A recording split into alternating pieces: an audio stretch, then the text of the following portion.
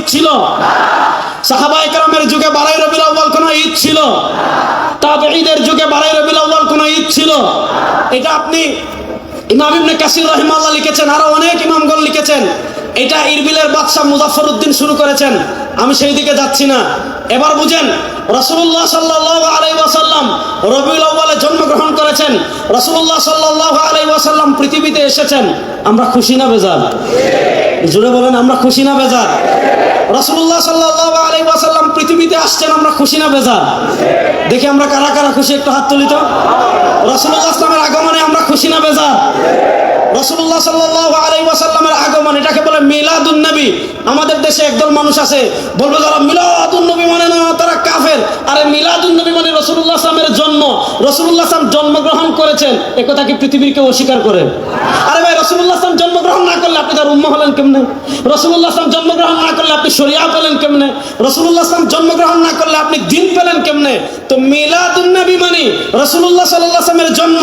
আল্লাহ রাসূল সাল্লাল্লাহু আলাইহি ওয়াসাল্লাম জন্মগ্রহণ করেছেন, তার উসিলায় দ্বীন পেয়েছি, তার উসিলায় শরিয়া পেয়েছি, তার উসিলায় জান্নাতের সন্ধান পেয়েছি, তার উসিলায় আলো পেয়েছি, তার উসিলায় শ্রেষ্ঠ উম্মাহ হয়েছি, তার উসিলায় সবচেয়ে মর্যাদাবান উম্মাহ হয়েছি।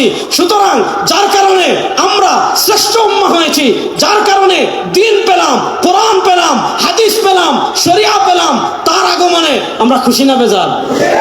জোরে বলেন, খুশি না বেজার? এবার বলেন, রাসূলুল্লাহ সাল্লাল্লাহু আলাইহি ওয়াসাল্লাম পৃথিবীতে আগমন করেছেন, আমরা খুশি। সেই খুশি আমরা প্রকাশ করতে চাই কি চাই না? চাই। বলেন, সেই খুশি আমরা প্রকাশ করতে চাই কি চাই না? চাই।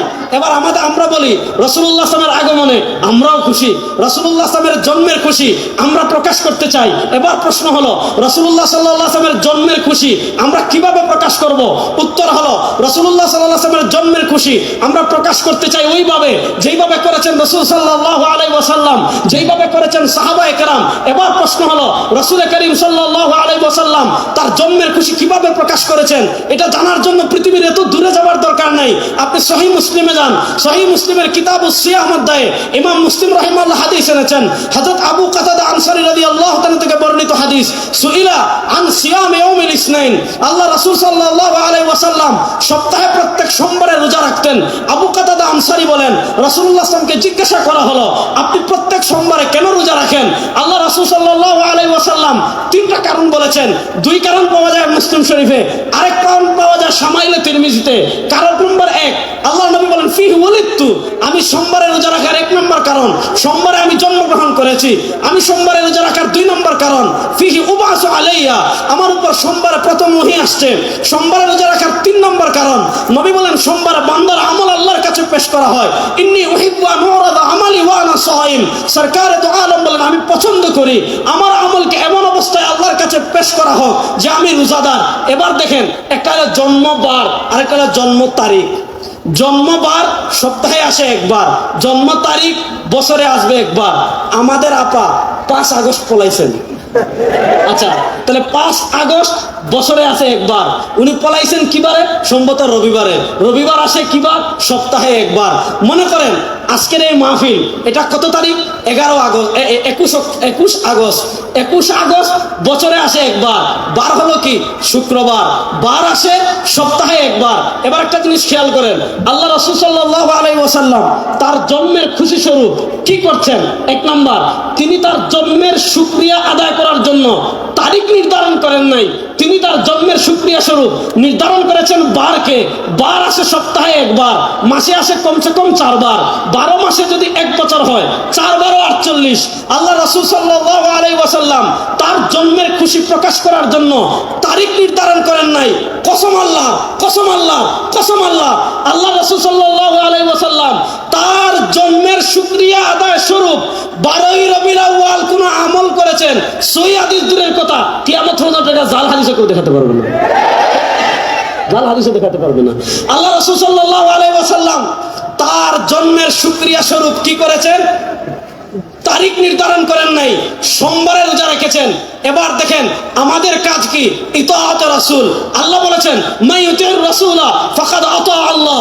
আল্লাহ বলেছেন, ইয়া আইয়ুহাল্লাযীনা আমানু আতিউল্লাহ ওয়া আতিউর রাসূল। আল্লাহ বলেছেন, মা আতাকুমুর রাসূল ফাখুযু ওয়া মা নাহাকুম আনহু ফান্তাহু। আল্লাহ বলেছেন, মা কানা লিমুমিন উম্মাতিন ইযা কাদাল্লাহু ওয়া রাসূলুহু আমরান আন তাকুনা লাকুমুল খিয়ারাতু বাইনাহুম। আল্লাহ তাআলা বলেছেন মাইয়ুতির রাসূলা ফাকাদ আতা আল্লাহ, যারা রাসূলের আনুগত্য করবে তারা আল্লাহর আনুগত্য করবে। এবার দেখেন, রাসূল নির্ধারণ করেছেন বার, আমি নির্ধারণ করলাম তারিখ। রাসূল রাখলেন রোজা, আমি বানাইলাম ঈদ। রাসূলের আনুগত্য বাদ দিয়ে যারা 12ই রবিউল আউয়াল কথিত সাইয়্যিদুল আয়াত পালন করবে, এরা ভণ্ড ছাড়া কিছু না। প্রকৃত আশিকে রাসূল প্রমাণিত হবে ইতাআত রাসূলের মাধ্যমে। সময় কম, আমি সংক্ষিপ্ত করছি। জীবনের সব ক্ষেত্রে রাসূলুল্লাহ সাল্লাল্লাহু আলাইহি ওয়াসাল্লামের আনুগত্য যারা করবে তারাই প্রকৃত আশিকে রাসূল।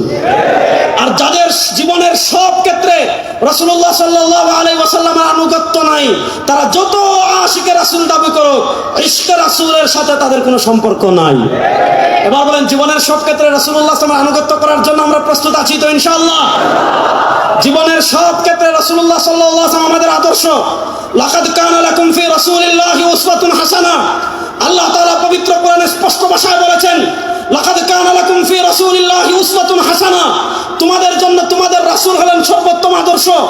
রাসূলুল্লাহ সাল্লাল্লাহু আলাইহি ওয়াসাল্লামের আদর্শ আমরা আমাদের শরীরে মানব, আমরা আমাদের ঘরে মানব, আমরা আমাদের সমাজে মানব, আমরা আমাদের রাষ্ট্র মানব, আমরা আমাদের বিচারে মানব, আমরা আমাদের সংসদে মানব। যারা জীবনের সব ক্ষেত্রে রাসূলের সুন্নাহ, রাসূলের ইসলাম বাস্তবায়নের চেষ্টা করবে, তারাই প্রকৃত আশিকে রাসূল, তারাই প্রকৃত নবীর ভালোবাসার দাবিদার।